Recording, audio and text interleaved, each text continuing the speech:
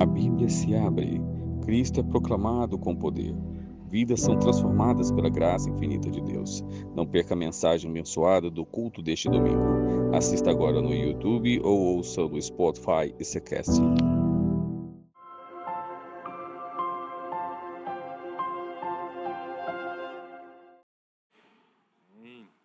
Muito bom estarmos reunidos aqui mais uma noite para cultuarmos ao nosso Deus. Isso é um privilégio enorme que nós temos, porque nós sabemos muito bem que existem outros irmãos em Cristo que não podem livremente cantar louvores, não podem nem mesmo ter a palavra do Senhor em suas casas. Por isso, nós somos privilegiados por termos um templo, por podermos nos reunir como um só povo, por podermos ter em nossos lares várias e várias versões da palavra do nosso Senhor. Por isso nós somos privilegiados. Então, neste momento, eu convido os irmãos para abrirem a Bíblia em Gênesis, capítulo 11. Assim diz a palavra do Senhor, Gênesis 11. No mundo todo havia apenas uma língua, um só modo de falar. Saindo os homens do Oriente, encontraram uma planície em Simnear e ali se fixaram. Disseram uns aos outros: vamos fazer tijolos e queimá-los bem. Usavam tijolos em lugar de pedras e piche em vez de argamassa. Depois disseram: vamos construir uma cidade com uma torre que alcance os céus. Assim nosso nome será famoso e não seremos espalhados pela face da terra. O Senhor desceu para ver a cidade e a torre que os homens estavam construindo. E disse o Senhor: eles são um só povo e falam uma só língua. E começaram a construir isso. Em breve, nada poderá impedir o que planejam fazer. Venham, desçamos e confundamos a língua que falam, para que não entendam mais uns aos outros. Assim o Senhor dispersou dali por toda a terra, e pararam de construir a cidade. Por isso foi chamada Babel, porque ali o Senhor confundiu a língua de todo o mundo. Dali o Senhor os espalhou por toda a terra. Vamos orar mais uma vez? Ore ao Senhor neste momento. Em primeiro lugar, agradeça a Ele pela oportunidade que Ele está te dando de estar aqui na casa dEle, pela oportunidade que vocês têm de cultuar Ele, ler a palavra dEle. Então, ore ao Senhor em agradecimento, agradeça pela vida. Senhor Deus e Pai, muito obrigado, Deus, pela nossa vida. Obrigado porque nós sabemos que o Senhor tanto é o autor quanto o sustentador dela. E obrigado, Pai, porque nós sabemos que o Senhor renova as Tuas misericórdias todos os dias sobre nós, mesmo ainda não sendo merecedores, Pai. Obrigado principalmente pela salvação que nós temos em Cristo Jesus. Obrigado por esse sacrifício. Obrigado porque o Senhor nos tirou do império das trevas e nos trouxe para a Tua maravilhosa luz. Somos gratos ao Senhor. E eu oro, Senhor, em favor dos meus irmãos, que se eles estão aqui, é por causa do Senhor mesmo. Foi o Senhor que trouxe cada um dos meus irmãos neste lugar para cultuar o Senhor. E se o Senhor os trouxe aqui, eu oro ao Senhor e peço ao Senhor que a palavra ministrada, a palavra lida em primeiro momento, encontre morada no coração de cada um, possa entender aquilo que o Senhor quer falar. Em primeiro lugar, eu já agradeço porque o Senhor já falou comigo e eu peço ao Senhor que também fale aos meus irmãos. Obrigado, Deus. Assim eu oro agradecido pela vida de cada um. Eu oro agradecido por este momento, em nome de Jesus. Amém. Meus irmãos, o que acabamos de ler acontece bem após o grande dilúvio.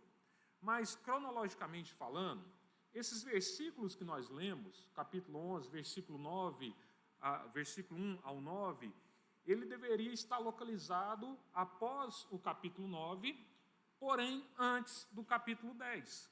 Porque no finalzinho do capítulo 9, se os irmãos quiserem conferir, é-nos relatado a morte de Noé com 950 anos. E aí, a partir do capítulo 10, versículo 1 em diante, começa-se a falar sobre os descendentes de Noé, Sem, Cã e Jafé. Mas, neste momento do capítulo 10 aqui, a humanidade, o povo, já tinha sido dispersa por toda a terra. Mas não nos é relatado o motivo dessa dispersão. Nós não é explicado aqui para nós por que o povo saiu sobre a terra, saíram migrando sobre a terra.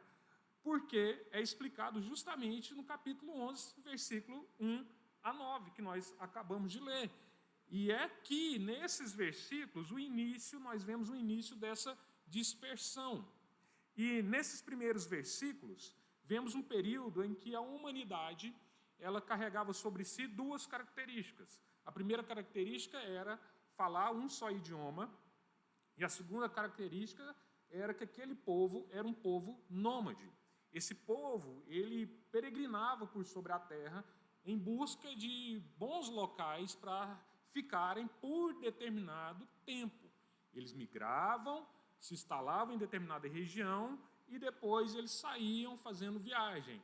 Então, era por um tempo determinado. Então, esse povo ele sai do Oriente e chega a uma região entre os rios Tigre e Eufrates, e justamente por causa dessa localidade é que se dá o nome àquela região de Sinar, porque Sinar significa país entre rios, Rio Tigre e Eufrates. Então, o povo ele se estabelece ali nessa região. E essa região, atualmente, nós encontramos o Iraque, né, na região da antiga Mesopotâmia. Depois, na atualidade, o Iraque está localizado nessa região. E decidiram, então, quando eles chegam nessa região, um local, uma planície, eles decidiram se fixar. E ali, eles também decidiram colocar em prática um plano muito ousado.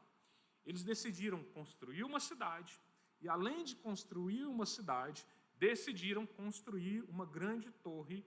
O objetivo deles ali era justamente construir essa torre que fosse capaz de chegar aos céus.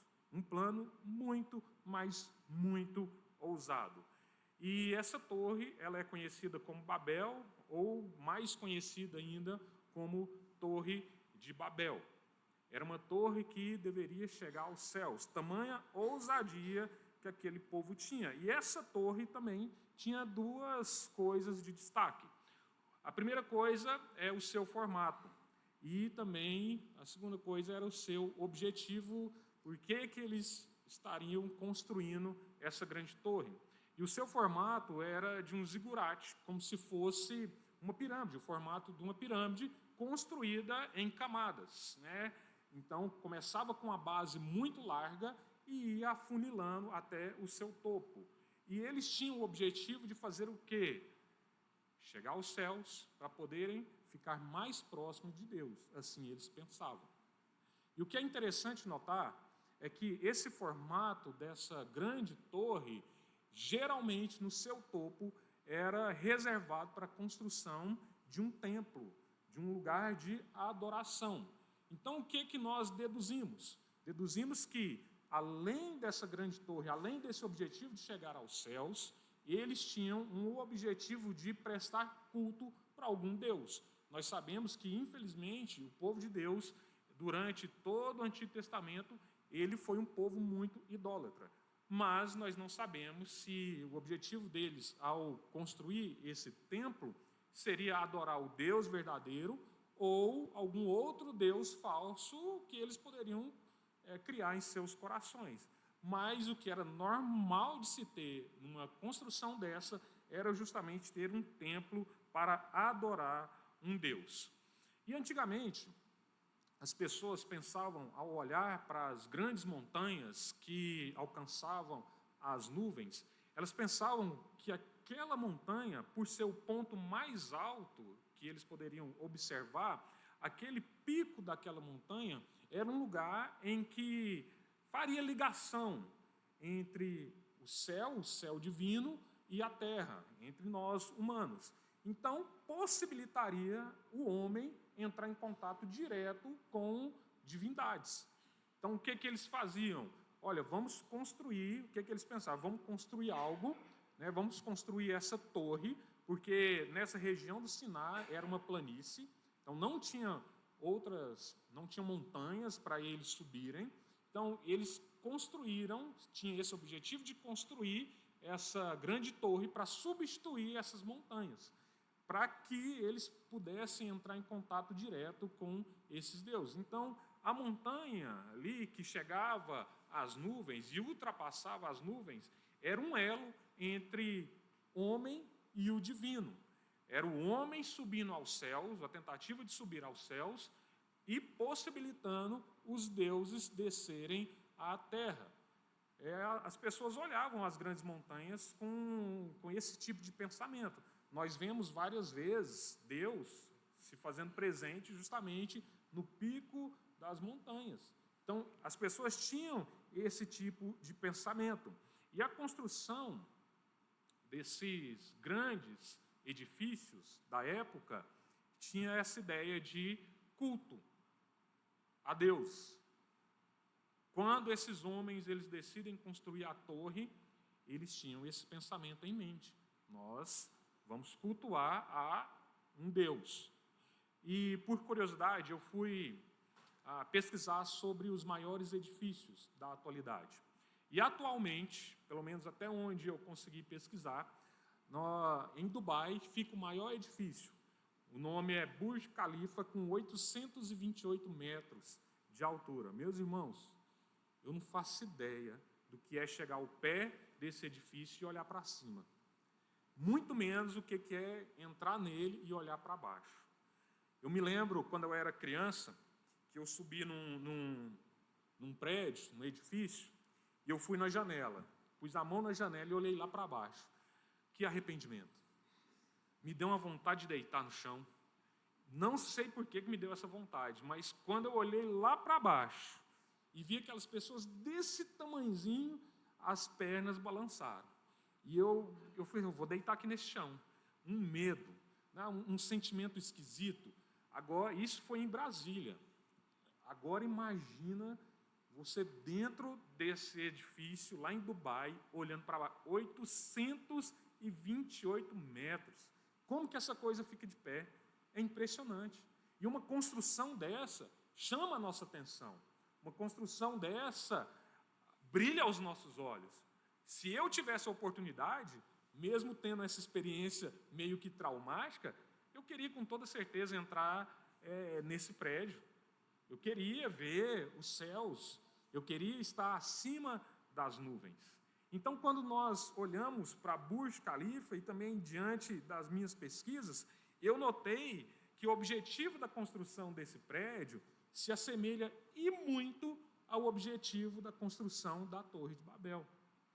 Quando esses homens eles começaram a construir esse grandioso prédio em Dubai, edifício lá em Dubai, eles tinham o objetivo de tornar aquele prédio um símbolo. Eles tinham o objetivo de transformar aquele edifício como um ícone global de renome mundial. Eles tinham o objetivo da construção daquilo lá para que fosse capaz de atrair pessoas, para que as pessoas chegassem naquele local como turistas mesmo, ou até mesmo como um prédio comercial e até mesmo como um prédio residencial. Muitas pessoas vão a Dubai em busca de conhecer essa grandiosa construção. E lá dentro, nesse prédio, existem pessoas que moram lá. E nesse prédio existe comércio. É uma grande cidade vertical. Então, isso chama a nossa atenção. E nós não podemos negar, meus irmãos, que essa construção é algo fascinante.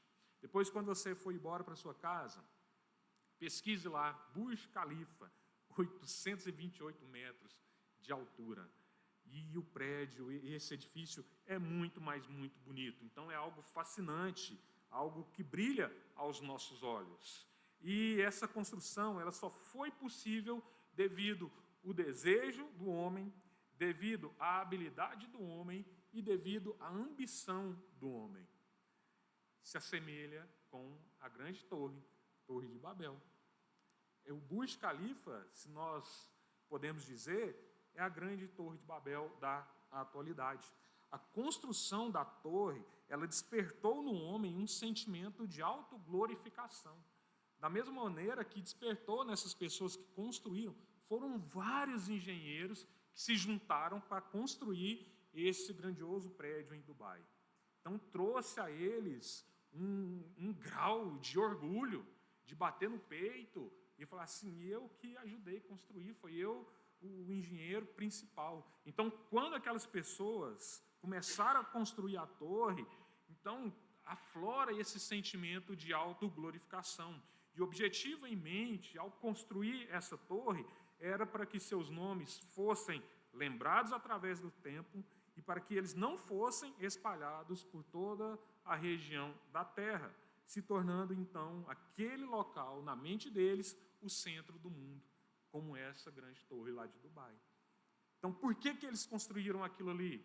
Olha, para os nossos nomes atravessar gerações, para que quando as outras nações, os outros povos olharem, opa, quem fez parte foi aquele povo, quem construiu isso daqui foi aquele povo, para que eles não fossem dispersos por toda a terra, para que no lugar deles saírem por toda a terra, para que as outras pessoas virem e se reunirem ali naquele local. Era esse o objetivo deles. Então eles deram o início a esse plano ousado, e tudo o que eles precisavam, eles tinham.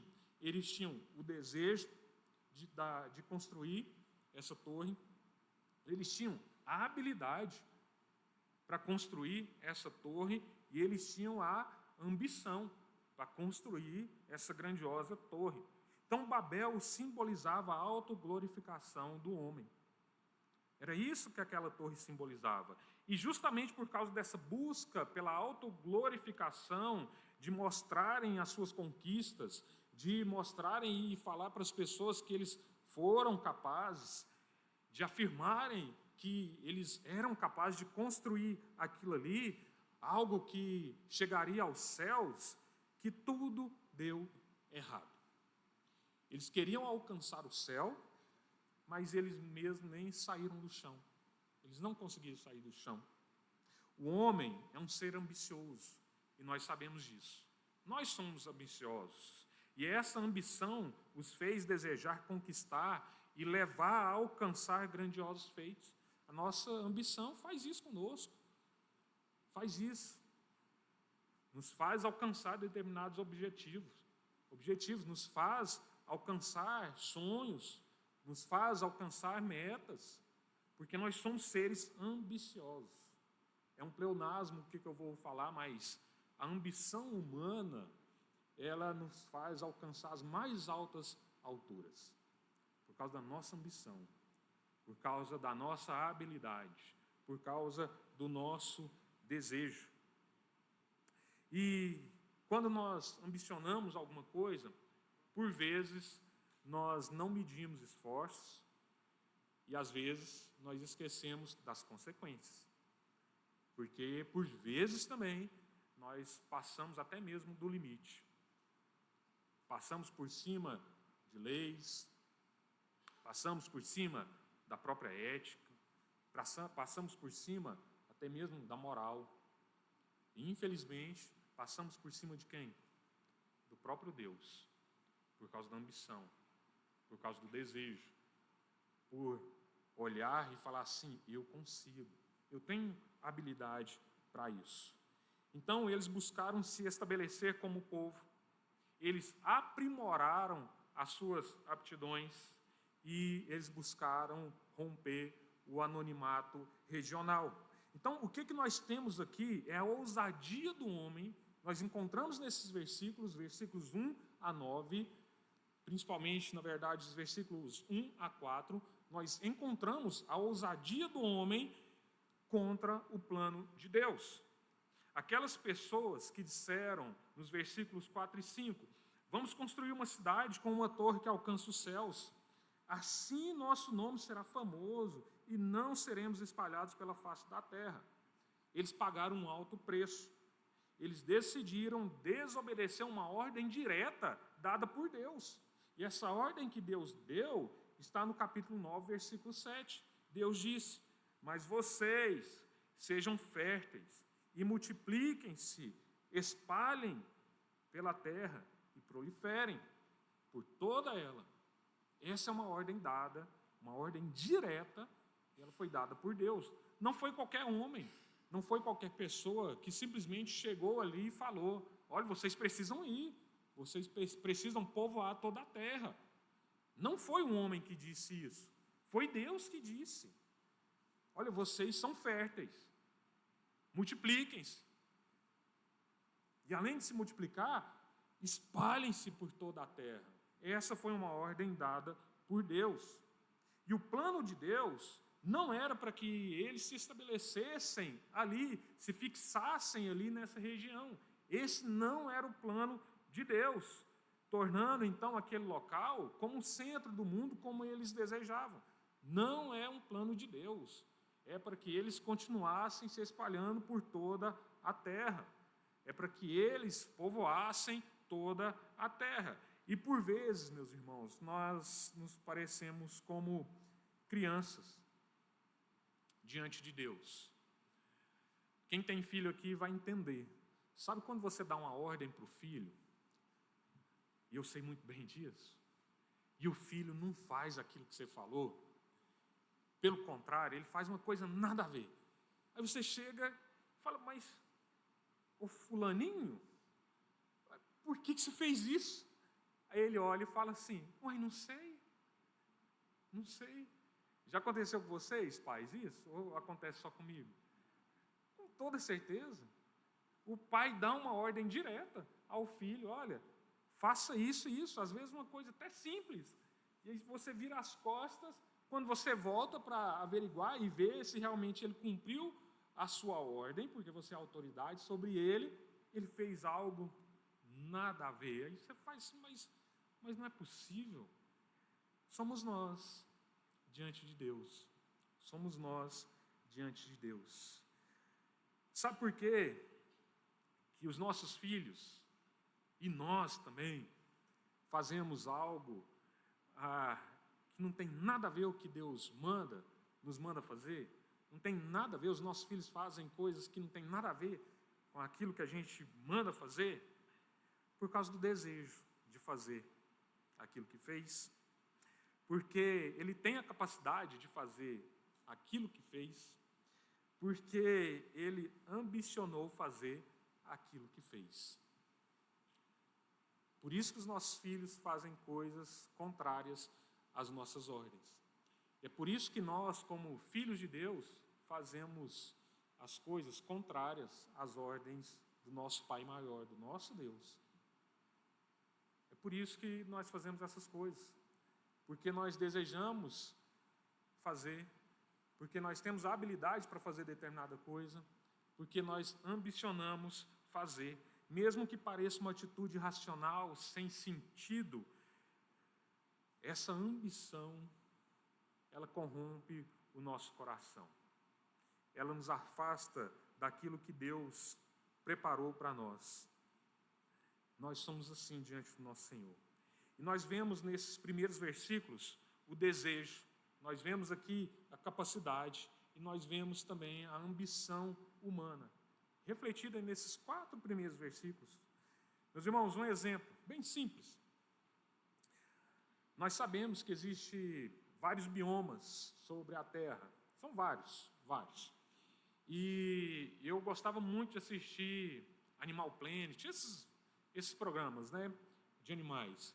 E era impressionante, e é até hoje impressionante a capacidade adaptativa dos animais. Se a gente parar e perceber na nossa própria casa, e olhar mais assim nas paredes, nos cantinhos da parede, geralmente vai ter 1 ou 2 lagartixas lá. Mas quando a gente olha, a gente não vai ver uma lagartixa de tom mais escuro numa parede branca.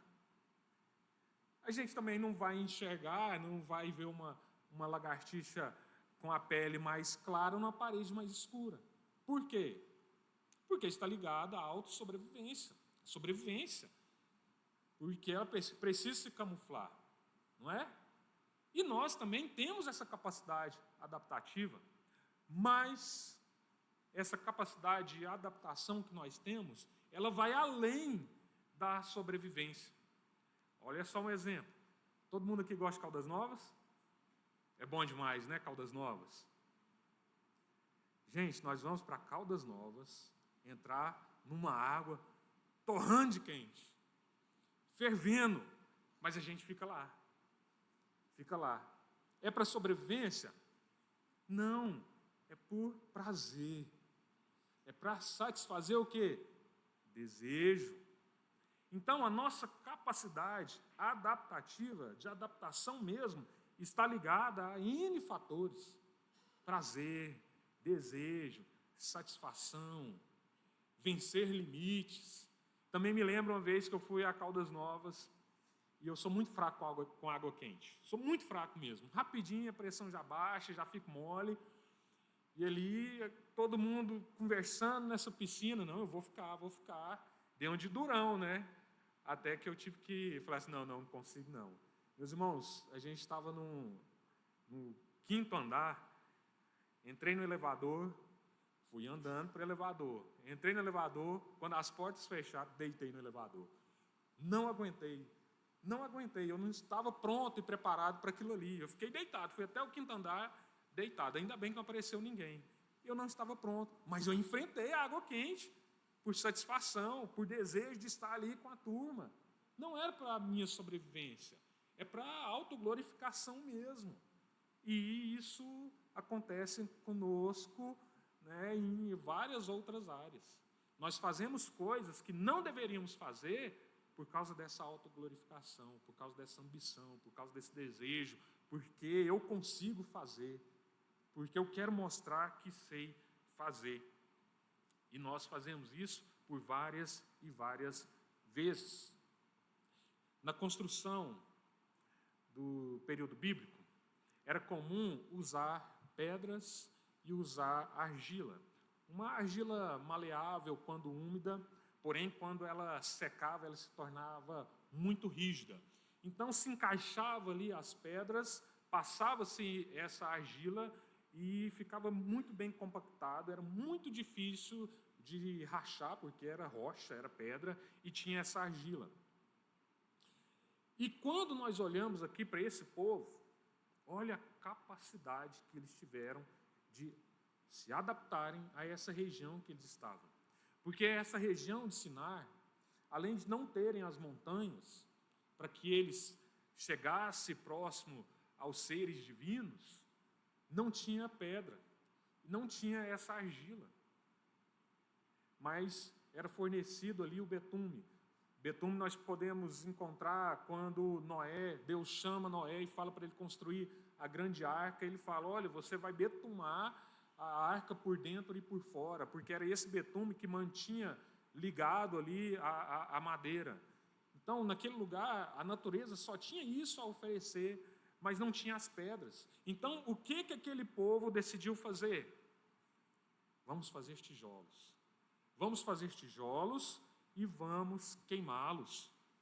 Olha só a capacidade do homem. No versículo 3, nos diz, os tijolos serviram-lhe de pedra e o betume de argamassa, justamente essa argila. Então, o desejo desses homens, a habilidade desses homens e a ambição daquele povo acabou chamando a atenção de Deus. Chamou a atenção de Deus ao ponto que, de certa forma, Deus se sentiu obrigado a descer dos céus. Então Deus desce do céu, olha a ironia, né? Deus desce do céu, ele confunde a maneira de falar daquele povo e dispersa todos por sobre a terra. E Deus faz isso porque o homem buscou e teve a capacidade de fazer algo sem pensar em sua consequência. E aqui temos um grande problema, porque eles estavam em busca de uma grande conquista, eles estavam em busca de serem lembrados na história, pela história, eles estavam em busca de um lugar ao céu, mesmo aqui na terra. E não por sobrevivência, por desejo, por satisfação, por ambição, por autoglorificação. E essa autoglorificação, ela era coletiva e também individual. Por isso que Deus desce, por causa desse plano ambicioso, por causa desse desejo da humanidade. Os versículos 5 a 9 diz o seguinte: o Senhor desceu para ver a cidade e a torre que os homens estavam construindo. E disse o Senhor: eles são um só povo e falam uma só língua. E começaram a construir isso. Em breve, nada poderá impedir o que eles planejam fazer.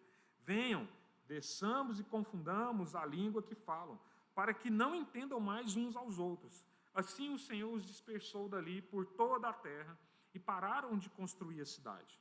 Por isso foi chamada Babel, porque ali o Senhor confundiu a língua de todo mundo. Dali o Senhor os espalhou por toda a terra. Então Deus pune todo aquele povo confundindo os idiomas, a sua maneira de falar, a sua linguagem. É daqui que origina-se então os diferentes idiomas que nós temos hoje. É lógico que existem vários idiomas que são ramificações dos idiomas originais, né? São vários idiomas que foram criados. Então, é aqui que acontece isso. E o que é interessante é que muitas pessoas às vezes se perguntam por que nós falamos vários idiomas, várias línguas, sendo que nós temos a origem de um só casal. É que o motivo é esse.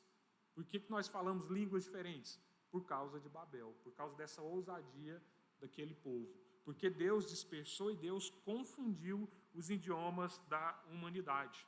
É aqui a origem. Então, tudo o que aconteceu com aquele povo naquela época afetou a nossa vida hoje.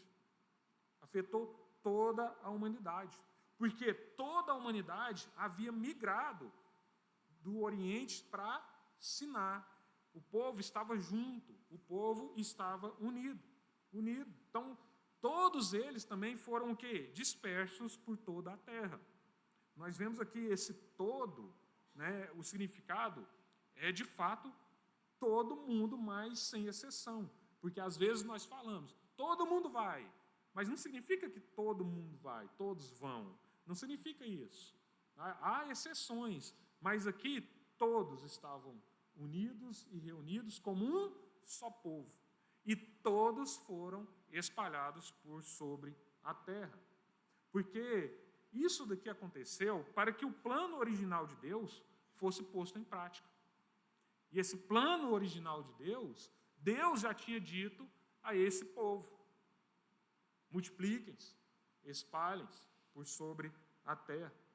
Multiplicação para povoar toda a terra.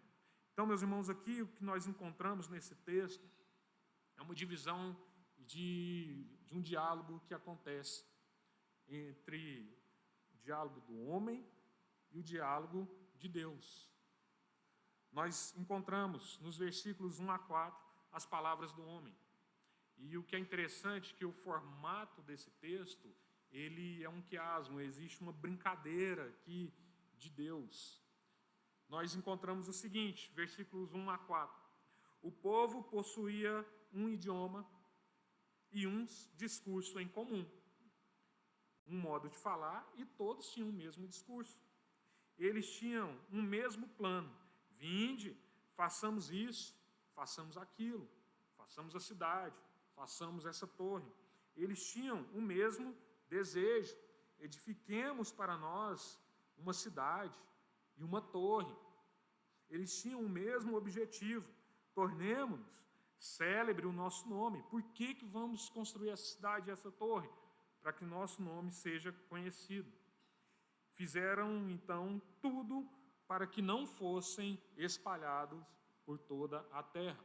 Porém, nós temos a parte do diálogo de Deus. Versículos 5 a 9, palavra do Senhor.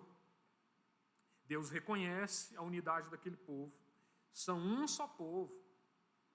E esse povo possui um só idioma. Deus, ele põe em prática também o seu plano. Se o homem tem um plano, ele coloca em prática o plano dele. Se o homem falou, vinde, façamos isso, façamos essa cidade, façamos então a torre, Deus responde, vinde, façamos isso, façamos aquilo, vamos confundir, vamos espalhar. Então Deus frustra o desejo do povo. Como que ele frustrou? Como nós podemos saber que Deus frustrou? Porque eles pararam de edificar a cidade. Eles pararam. Nem mesmo o texto fala dessa grande torre mais. E nós não encontramos mais ela. Porque Deus alcançou seu objetivo.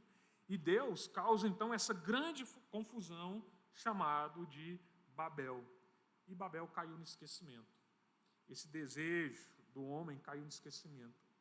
Esse sonho e essa audácia da autoglorificação caiu no esquecimento. E por fim, o Senhor dispersa todas as pessoas por toda a terra. É isso que acontece.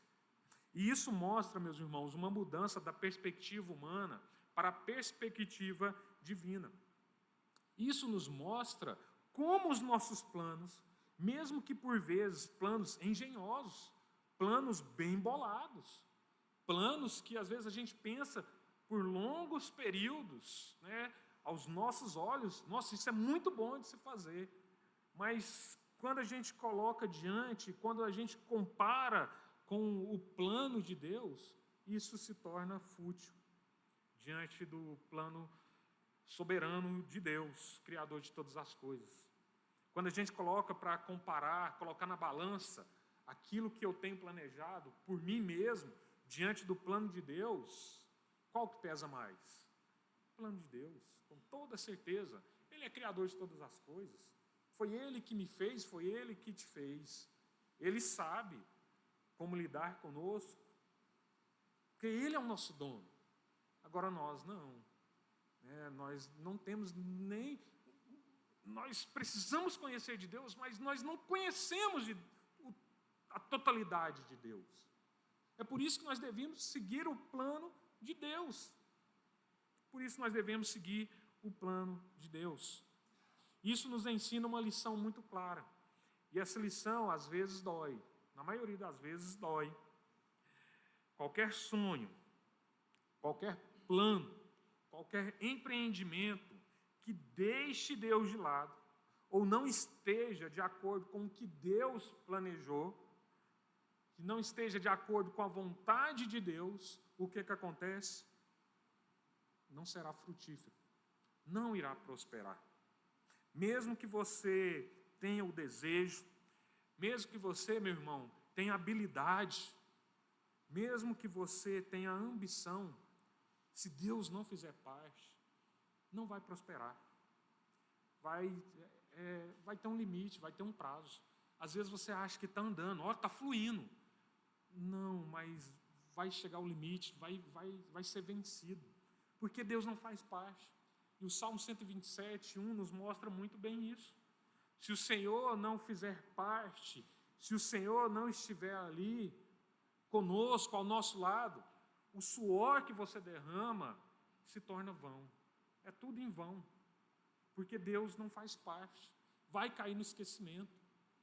Vai doer em você. Deus, então, praticamente usa as palavras daquelas pessoas, daquele povo, contra eles mesmos.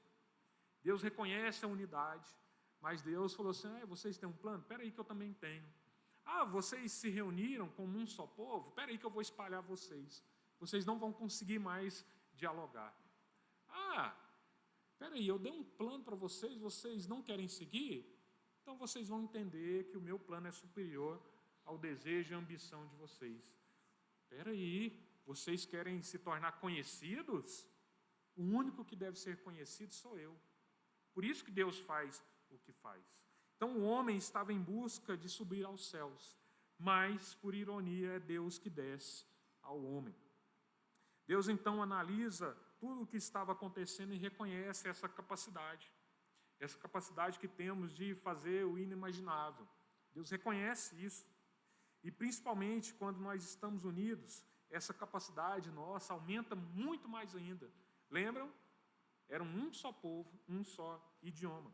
Por isso que no versículo 6, Deus diz: eles são um só povo e falam uma só língua. E começaram a construir isso. Em breve, nada poderá impedir o que planejam fazer. Versículo 6. O homem possui essa grande capacidade de alcançar grandiosos feitos, mas o quanto Deus está envolvido? Você é capaz de fazer muitas coisas, meus irmãos, com toda certeza. Sei que existem várias pessoas habilidosas, mas o quanto Deus está envolvido nos seus planos? O quanto Deus está envolvido nessa construção? Quem é que tem te ajudado a romper os seus limites? É só você mesmo? Ou ele de fato faz parte? Ou você planeja, projeta e coloca assim diante de Deus: Senhor, é isso que eu estou pensando em fazer. O Senhor aprova. Vocês têm feito isso? Porque é isso que nós devemos fazer. Senhor, isso aqui que eu tenho esse desejo, esse sonho, eu consigo fazer, mas está de acordo com o Senhor? Está de acordo com o plano do Senhor? Porque, meus irmãos, se nós não fizermos isso, nós podemos até começar, podemos romper barreiras, mas vai chegar num limite que ele não vai ser próspero, não vai frutificar, não vai andar, vai estagnar mesmo e vai cair no esquecimento, assim como caiu no esquecimento o que essas pessoas estavam fazendo. Então, aquele povo, eles cometeram pelo menos 3 pecados contra Deus. O primeiro pecado, o pecado da desobediência. O povo não obedeceu à ordem de Deus para povoarem toda a terra, como nós já lemos aqui nos textos de Gênesis. Mas eles decidiram fazer morada permanente naquela região. Ali deveria ser temporário, mas eles determinaram e ambicionaram se fixar ali. Segundo pecado, o pecado do descontentamento. O povo estava insatisfeito com o governo de Deus. Decidiram então construir essa torre e se tornarem seus próprios governantes, ocupando o lugar de Deus, como aconteceu várias e várias vezes no período dos juízes, quando o povo tinha Deus como governante, quando Deus coloca alguém como representante dele, mas quando esse representante sumia, morria, o povo fazia o que agradava o coração. Quando o povo, ele prefere ser governado pelo homem do que por Deus, na escolha de Saul. Olha, vai acontecer isso e isso com vocês. Vai ser ruim ter um governante humano sobre vocês. Não, mas pelo menos nós teremos um rei. Descontentamento. E o terceiro pecado, um pecado de orgulho. O povo decide dar maior importância a si mesmo em vez de Deus, o Criador deles. Algo que nem mesmo Jesus Cristo ousou fazer. Ele não teve essa ousadia. Mesmo sendo Deus, ele não usurpou ser Deus.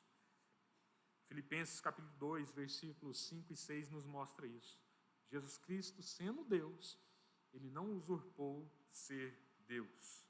Pelo contrário, agiu com humildade. Essa foi a atitude de Jesus Cristo.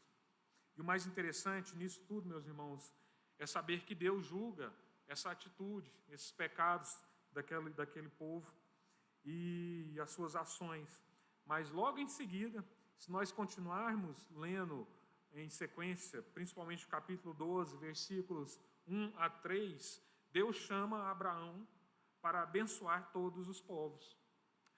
E Deus diz a Abraão: sai da tua terra e vá para onde eu te mostrar. Farei de você um povo grande, e eu o abençoarei, e seu nome será famoso, e por você todos os povos da terra serão abençoados. Então, o que Deus promete a Abraão era justamente tudo aquilo que aquelas pessoas, ao construir essa cidade, essa torre, a torre, estavam em busca. O que Deus promete a Abraão era o que eles queriam. Eles não receberam essa bênção, aqui é um achismo, justamente por não confiar em Deus. Ia chegar o momento, e o momento chega rápido, né? Porque ele diz essas palavras a Abraão. Deus parece então brincar com a história, porque em Gênesis aqui, Deus espalha o povo por toda a terra, com vários idiomas diferentes, causando então uma grande confusão, que é justamente o significado de Babel, como nós dissemos já, e que viria no futuro ser a grande Babilônia. E em Atos 2, no Pentecostes, os discípulos falam em outros idiomas, a multidão ouve aquelas pessoas falando, cada um em sua própria língua. Então, há também uma grande confusão. E em Atos, capítulo 8, versículo 1 e 4, os discípulos agora, que são dispersos, mas essa dispersão tem um objetivo, e o objetivo era justamente unificarem os judeus e também os gentios por meio da pregação do Evangelho. Olha que interessante. Isso é muito interessante. Nós temos o início da história aqui com Babel, nós temos o meio da história com Pentecostes em Atos, e falta o quê? Falta o final da história. Começo, meio e fim. E esse final nós encontramos em Apocalipse, onde Deus, ele irá unir e reunir todas as pessoas, de todas as tribos, com todas as línguas e nações, à sua cidade, onde ele e o Cordeiro, quem é o Cordeiro? Cristo Jesus, onde eles são o próprio templo. Isso é muito lindo de se ouvir. Há uma dispersão, o povo sai com línguas diferentes por toda a terra. No Pentecostes, os discípulos falam outros idiomas para que outras pessoas pudessem ouvir o Evangelho. E em Apocalipse, Deus está chamando todos aqueles que ouviram as palavras, as boas novas. Deus reunindo e trazendo de volta um só povo. Um só povo. Isso é maravilhoso. E para nós hoje, meus irmãos, e para nós hoje, nós que não participamos do início dessa história, ou nem mesmo estivemos no meio dessa história, e que também não chegou ao final dessa história, o que nós podemos aprender com tudo isso? Nós podemos aprender pelo menos 3 atitudes. Atitudes essas que irão nos ajudar e muito na nossa jornada cristã, na nossa caminhada, até nos tornarmos novamente um só povo, falando uma só língua, adorando o nosso Deus. E a primeira atitude é: seja obediente. Não deixe que o seu desejo em alcançar algo te leve a quebrar ou desobedecer às ordens dadas por Deus. Segunda atitude: seja satisfeito. Mesmo que você seja habilidoso, astuto, um especialista, não pense que o seu jeito de viver, aquilo que você planeja, seja a melhor maneira de viver em comparação a que Deus planejou para você. Com toda certeza, o que Deus planejou para você é infinitamente melhor do que aquilo que você planejou para você mesmo. Terceira atitude: seja humilde. Não deixe que a sua ambição o torne uma pessoa orgulhosa ao ponto de te levar a pensar que você não precisa de Deus. Porque aquelas pessoas foram orgulhosas e se esqueceram de Deus. Então, seja humilde. Aquelas pessoas fizeram tudo isso ao contrário. Fizeram tudo isso, porém, ao contrário. Foram desobedientes, estavam insatisfeitos e foram também orgulhosos com a atual vida que tinham. Que isso não aconteça conosco. Que possamos ser pessoas obedientes, satisfeitas no Senhor, humildes diante do Senhor. Vamos orar? Feche seus olhos.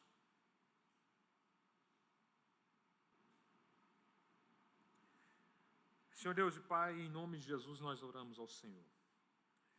Nós acabamos de ver e aprender e confiamos, porque é a palavra do Senhor, que aquelas pessoas, aquele único povo, eles estavam em busca de se tornarem o centro da terra, se tornarem conhecidos através dos tempos, se tornarem conquistadores dos céus. Eles tinham essa vontade, Pai. Mas queremos nos lembrar que as grandes ou as pequenas conquistas, todas elas, pertencem ao Senhor. No centro da história e de todas as coisas está o Senhor. O nome a ser clamado por todos os povos é o nome do teu Filho Jesus, Pai. E é Ele o único que tem o direito de estar ao lado do Senhor nos céus e se tornar célebre por toda a terra. É o nome de Cristo Jesus, teu Filho, Pai. É por isso que nós devemos obedecer ao Senhor.